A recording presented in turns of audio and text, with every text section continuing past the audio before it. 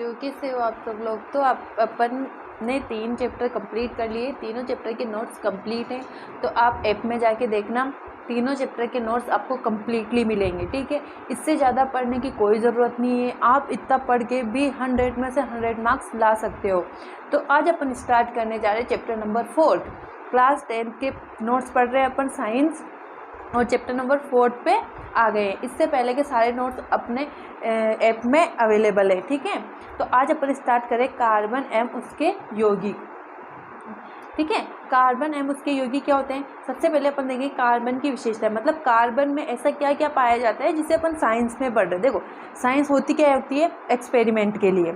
Experiment कर करके, मतलब साइंटिस्ट क्या होते हैं, एक्सपेरिमेंट करते हैं, फिर तो साइंस पढ़ते हैं ना अपन। तो कार्बन की विशेषता, कार्बन में ऐसा क्या पाया गया जो अपन आज इसको बुक्स में पढ़ रहे हैं ना। कार्बन का परमाणु क्रमांक 6 होता है।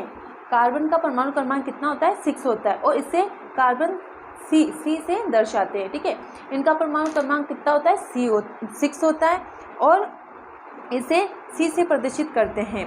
कार्बन की ज्यामिति चतुष्फलकीय होती है।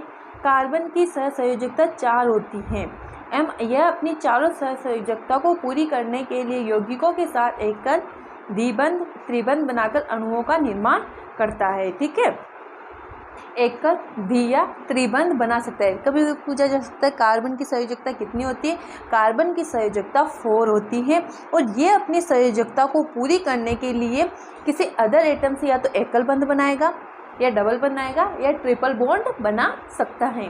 कार्बन के 3 प्राकृतिक समस्थानिक होते हैं, 6 कार्बन 12, 6 कार्बन 13, 6 कार्बन 14। ठीक है, कार्बन के आबंध एवं सहसंयोजी आबंध।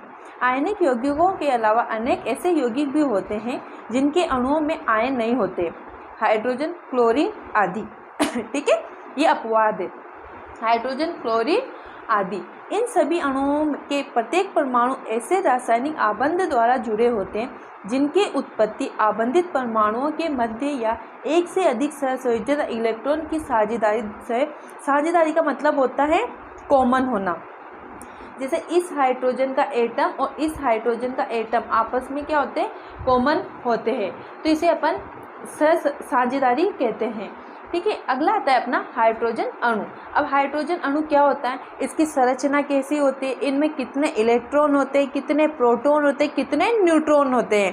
ठीक है, तो आपको ये सब चीज़ें बताई जाएगी डिटेल से।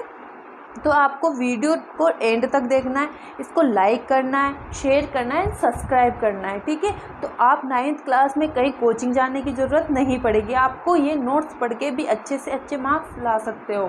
ठीक है, देन चलते हैं हाइड्रोजन अणु। हाइड्रोजन की परमाणु संख्या कितनी होती है, 1 होती है।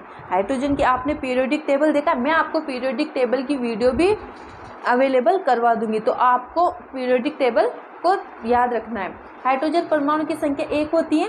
इनके के कोश में KLMN कोश होते हैं। देखिए, ये KLM और N, ठीक है, ये ऐसे कोश होते हैं।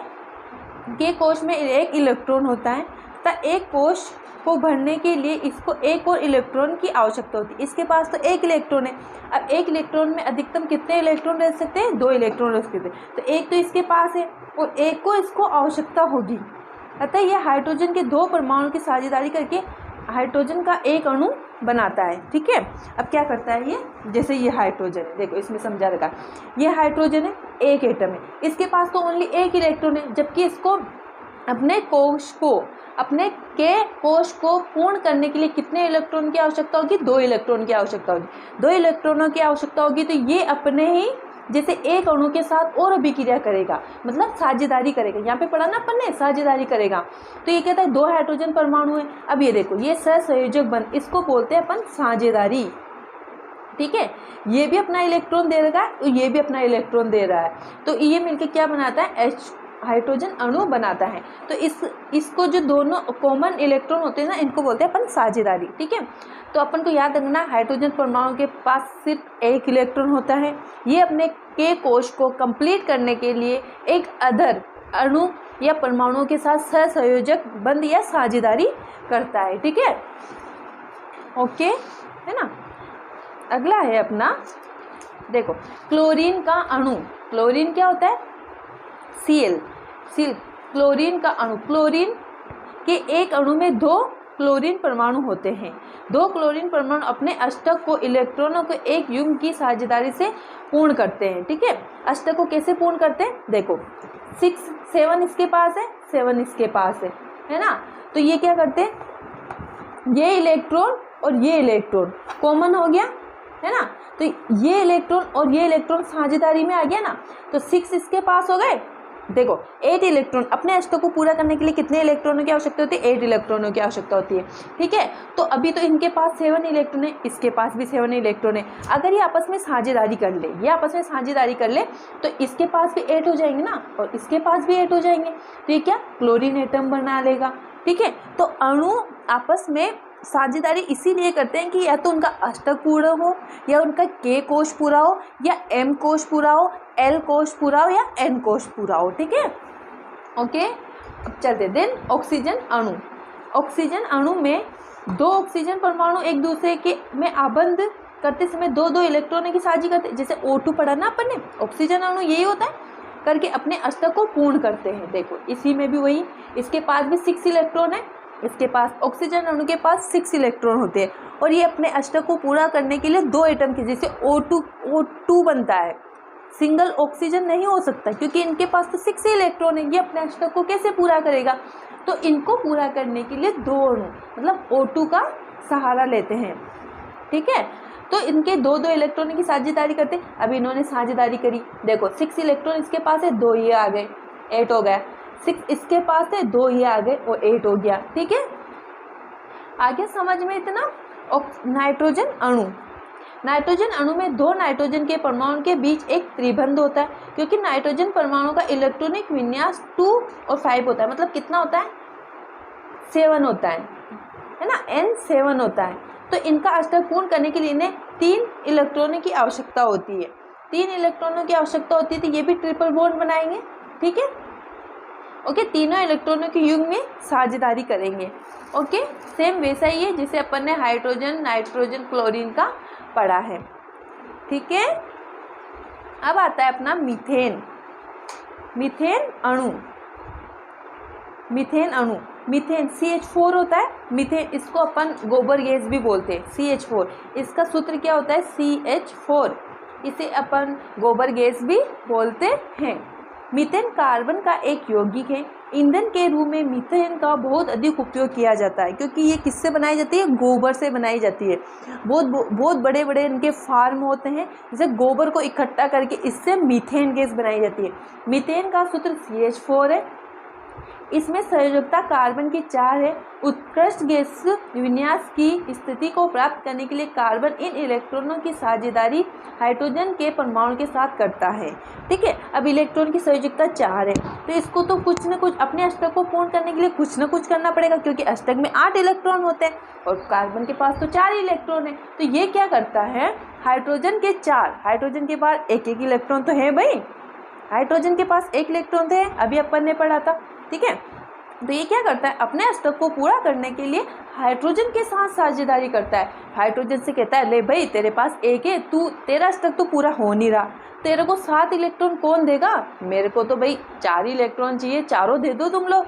तो ये क्या करेगा, 1 इलेक्ट्रॉन इन सबसे ले लेगा, तो ये अपना अष्टक पूर्ण कर लेता है। ठीक है, इसीलिए इसको CH4 मीथेन कहा जाता है। ठीक है, तो ये बड़ा होशियार है, कार्बन बड़ा होशियार है। क्या करता है, हाइड्रोजन से 1 इलेक्ट्रॉन ले लेता है। भाई तुम तो वैसे भूखे हो, तो एक आध बच रही वो भी दे दो, पूरे भूखे मरो। ठीक है, अगला आता है अपना सहसंयोजी आबंध। 2 परमाणु के बीच इलेक्ट्रॉनों से एक युग्म की साझेदारी द्वारा बनने वाले आबंध को सहसंयोजी आबंध कहते हैं, जिसे अपन ने यहाँ पे पढ़ा था। ये जो है ना, यहाँ पे ये होते हैं ना, ये होते हैं सहसंयोजी आबंध, सहसंयोजी आबंध, ये होते हैं सहसंयोजी आबंध। अब अपन को पढ़ना है इनके गुण, इनमें क्या क्या सहसंयोजी आबंध के क्या क्या गुण होते हैं। इनमें अंतराणु बल कम होता है, मतलब आकर्षण बल, अट्रैक्शन फोर्स पढ़ते हैं ना अपन, जैसे अपन ने 9th क्लास में भी पढ़ा होगा कि अट्रैक्शन फोर्स, जैसे ठोस, द्रव और गैस। ठोस में सबसे ज़्यादा वो आकर्षण बल होता है, फिर उससे कम द्रव में होता है और गैस में तो बहुत ही कम होता है। ठीक है, तो अपन ने ये 9th क्लास में पढ़ा है। तो इनका अंतराणुक बल कम होता है, इनका गलनांक व कथनांक भी कम होता है। ये विद्युत के कुचालक होते हैं, विद्युत के कुचालक होते हैं। अब आता है अगला अपना कार्बन के अपरूप। कार्बन के 3 अपरूप होते हैं, हीरा, ग्रेफाइट और फुलरीन। ये अपन बचपन से पढ़ते आ रहे हैं, अपन ने 9th क्लास में भी पढ़ा था और 10th में भी पढ़ रहे हैं। लेकिन इम्पोर्टेंट क्वेश्चन है, आप इसके ऊपर इम्पोर्टेंट जरूर लगाने, क्योंकि ये 5 मार्क्स में पूछा जाता है और बोर्ड में भी पूछा जाता है। किसी तत्व के वे भिन्न रूप जिनके रासायनिक गुणधर्म एक समान होते हैं जबकि भौतिक गुणधर्म भिन्न भिन्न होते हैं, अपरूप कहलाते हैं। ये डेफिनेशन याद कर लेना, ये न्यू टाइप में 1 नंबर या 2 नंबर में जरूर पूछी जाती है। तो क्या बोलते हैं अपरूप को? किसी तत्व के वे भिन्न रूप जिनके रासायनिक गुणधर्म एक समान होते हैं। रासायनिक गुणधर्म तो समान होते हैं, मतलब केमिकल प्रॉपर्टी तो सेम होती है, लेकिन फिजिकल प्रॉपर्टी डिफरेंट होती है। जबकि भौतिक गुणधर्म भिन्न भिन्न होते हैं। अपन रासायनिक गुणधर्म को बोलते हैं केमिकल प्रॉपर्टी और भौतिक गुणधर्म को बोलते हैं फिजिकल प्रॉपर्टी। ठीक है, कभी कभी इंग्लिश वर्ड भी लिखा आ जाता है, तो अपन को कंफ्यूज नहीं होना है। ठीक है, अगला अब आता है अपन ने ये कार्बन के अपरूप। सबसे पहले आता है हीरा। हीरे में कार्बन का प्रत्येक परमाणु की 4 अन्य परमाणुओं के साथ आबंधित होकर एक धन त्रियामी चतुष्फलकीय संरचना का निर्माण करता है। ये याद रख लेना, धन त्रियामी चतुष्फलकीय संरचना होती है। किसकी होती है? हीरे की। हीरा क्या है? कार्बन का एक अपरूप है। ठीक है, कार्बन का अति शुद्ध रूप होता है यह विद्युत का कुचालक होता है। कुचालक मतलब इनमें से, जैसे अपने विद्युत का सुचालक उच्चालक क्या होता है? जैसे अपने तार होते हैं, तार में इलेक्ट्रिसिटी मूव करती है तो विद्युत के सुचालक है। जिसमें इलेक्ट्रिसिटी मूव करती है वो विद्युत की सुचालक है, और जिसमें नहीं करती वो विद्युत का कुचालक है। शुद्ध कार्बन को अत्यधिक उच्च दाब एवं ताप पर उपचारित करके हीरे को संश्लेषित किया जाता है। मतलब शुद्ध कार्बन को अत्यधिक उच्च दाब और ताप पर संश्लेषित किया जाता है। अगला आता है अपना ग्रेफाइट। ग्रेफाइट काले भूसर रंग का मुलायम पदार्थ होता है। ग्रेफाइट चिकना एवं फिसलनशील पदार्थ होता है। जैसे अपन ने पेंसिल देगी ना, पेंसिल लिखने की, बच्चों की लिखने की पेंसिल आती है ना, वो किसकी बनी होती है? ग्रेफाइट की बनी होती है, उसको देख लो। ग्रेफाइट काले भूसा रंग का मुलायम पदार्थ। अगर ग्रेफाइट पेपर में आ भी जाए एग्जाम में और अपन को कुछ याद नहीं रहे क्या लिखे, तो पेंसिल कैसी होती है? चिकनी होती है, ये होती है, वो लिख दो। ग्रेफाइट यह चमकीला पदार्थ होता है और ग्रेफाइट विद्युत का सुचालक होता है। हीरा, ग्रेफाइट और फुलरीन, इनमें डिफरेंस मतलब अंतर जरूर पूछा जाता है, तो आप इनको याद रखना।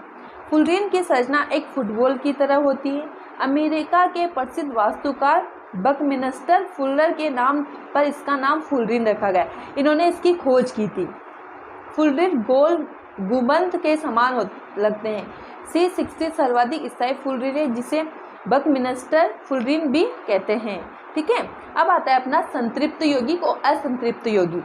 ठीक है, अब संतृप्त यौगिक क्या होते हैं? जैसे कार्बन कार्बन के बीच अगर सिंगल बॉन्ड होता है, संतृप्त मतलब उनको अलग अलग कर सकते हैं या तोड़ सकते हैं, है ना, जिसे तो उनको अपन संतृप्त यौगिक कहते हैं।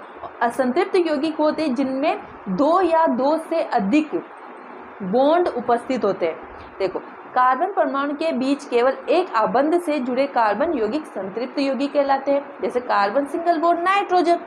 और असंतृप्त यौगिक वो होते हैं जिनमें द्विबंध अथवा त्रिबंध वाले कार्बन के यौगिक उपस्थित होते हैं, जैसे carbon double bond carbon, carbon triple bond carbon. ठीक है, ये उदाहरण लिख लेना। ओके, अब आता है अपना हाइड्रोकार्बन। कार्बन तथा हाइड्रोजन से बने यौगिकों को हाइड्रोकार्बन बोलते हैं। हाइड्रोकार्बन से मतलब या तो हाइड्रोजन होगा और कार्बन होगा, इसीलिए अपन इसको हाइड्रोकार्बन बोल रहे हैं। एग्जाम्पल होगा मीथेन, इथेन, प्रोपेन और ये, है ना। कार्बन कार्बन द्विबंध यौगिक होते हैं ना, एल्कीन बोलते हैं। जिन कार्बन के बीच डबल बॉन्ड होता है, ये जैसे ये कैसी होगी? कार्बन डबल बॉन्ड कार्बन, और ये कार्बन, ठीक है, 4 है ना, कार्बन डबल बॉन्ड कार्बन, इनके बीच डबल बॉन्ड होगा, उसके बीच ट्रिपल बॉन्ड होगा, उसे एल्काइन कहते हैं। ठीक है, इनके बीच ऐसे होगा ट्रिपल बॉन्ड CH2। ठीक है, अब आता है अपना IUPAC नाम पद्धति। IUPAC नाम पद्धति क्या होती है अपन ने पहले भी पढ़ा था और ये बहुत इंपॉर्टेंट है आपका। अगर आप MSc तक भी जाओगे ना तो आपका ये पीछा नहीं छोड़ेगी, इसीलिए इसको ढंग से पढ़ना है। IUPAC पद्धति क्या होती है? इंटरनेशनल यूनियन पर ऑफ अप्लाइड केमिस्ट्री, अंतर्राष्ट्रीय विशुद्ध एवं अनुप्रयुक्त रसायन संघ। इस पद्धति के अनुसार सभी कार्बनिक यौगिकों का नामकरण किया जाता है और ये 5 नंबर में पूछी भी जाती है कि IUPAC पद्धति क्या होती है। इस पद्धति के अनुसार कुछ सरल कार्बनिक यौगिक जैसे एल्केन, एल्काइन, एल्कीन का नामकरण निम्न अनुसार किया जाता है। हाइड्रोकार्बन परमाणु की संख्या के आधार पर इसका पूर्ण लग्न लिखा जाता है। अणु में उपस्थित बंध के आधार पर उसका अनुलग्न लिखा जाता है। पूर्णलग्न व अनुलग्न को जोड़कर हाइड्रोकार्बन का नाम पूरा किया जाता है। तो अपने ने IUPAC पद्धति क्या होती है ये पढ़ा है, ठीक है। अब आता है अपना पूर्वलग्न क्या होता है और अनुलग्न क्या होता है। अपन IUPAC के नाम के आधार पर बोल रहे हैं ना कि पूर्वलग्न लगाओ, अनुलग्न लगाओ, इसको जोड़ के कार्बन का नाम लिखो, तो क्या होता है भाई? पूर्वलग्न अनुलग्न तो पता होना चाहिए ना। तो अपना पूर्वलग्न है अणु के कार्बन परमाणु की संख्या। अगर कार्बन परमाणु की संख्या 1 होगी अपन तो मेथ लगाएंगे, 2 होगी तो एथ लगाएंगे, 3 होगी तो प्रोप लगाएंगे, 4 होगी तो ब्यूट लगाएंगे, 5 होगी तो पेंट लगाएंगे, 6 होगी तो हेक्स लगाएंगे, 7 होगी तो हेप्ट लगाएंगे, 8 होगी तो ऑक्ट लगाएंगे और 9 होगी तो नॉन लगाएंगे और 10 होगी तो डेक लगाएंगे, ठीक है। ये अपना पूर्वलग्न हो गया। अब ठीक है, अनुलग्न क्या होगा? अनुलग्न का निर्धारण अणु में कार्बन के मध्य बंध का प्रकार। देखो, अगर सिंगल बॉन्ड होगा तो अपन एन लगाएंगे, अगर डबल बॉन्ड होगा तो इन लगाएंगे और ट्रिपल बॉन्ड होगा तो आइन लगाएंगे। तो ये अपन को याद करना है, ठीक है। मुझे कमेंट में बताना आपको वीडियो कैसी लगी और इससे आगे अपन IUPAC में मतलब परमाणु का नामकरण कैसे करते हैं वो मैं इससे अगले वाले पार्ट में बताने वाली हूँ। जब तक आप इनको याद कर रहे हैं, इनको याद करना बहुत ज़रूरी है। ये अपन को पेपर में नहीं दिए जाएंगे, सिर्फ अपन को फॉर्मूला दिया जाएगा कि इसका नामकरण कीजिए। तो इसको याद होना बहुत ज़रूरी है। पूर्वलग्न और अनुलग्न का याद होना बहुत ही ज़रूरी है, इसीलिए आप इनको याद कर लेना, ठीक है। Okay, thank you. अगर वीडियो अच्छी लगे तो लाइक ज़रूर कीजिए, ठीक है। आपके लिए हम इतनी मेहनत से वीडियो बनाते हैं तो आपका फ़र्ज़ बनता है कि आपको एक लाइक तो करना होगा। Okay, thank you.